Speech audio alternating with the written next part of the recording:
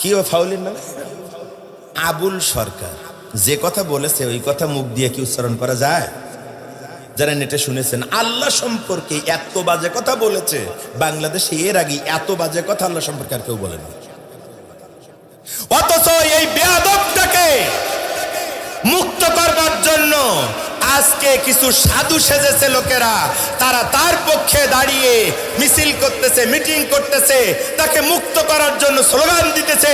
আমরা স্পষ্ট ভাষায় বলতে চাই, আল্লাহর সম্পর্কে বাজে কথা যে আবুল সরকার বলেছে, বিচার করে তার ফাঁসিতে ঝুলাতে হবে। ওর পক্ষে যারা দাঁড়াবে প্রশাসনকে বলবো লাঠি ব্যবহার করে পিছনের ছাল তুলে ফেলেন। বেয়াদবের গোষ্ঠী, আল্লাহ বিদ্বেষী একটা মানুষের পিছনে দাঁড়াও, তোমার লজ্জা শরম থাকা দরকার। তুমি একটা দলের নেতা হইয়া এই রকমের আল্লাহ বিরোধী একটা শয়তান, একটা নাস্তিকের পক্ষে তুমি যখন স্ট্যাটাস দাও, তুমি তখন তার পক্ষে সিম্পেথি জানাও, তখন বুঝতে বাকি থাকে না তুমিও মুনাফিকের বাচ্চা মুনাফিক।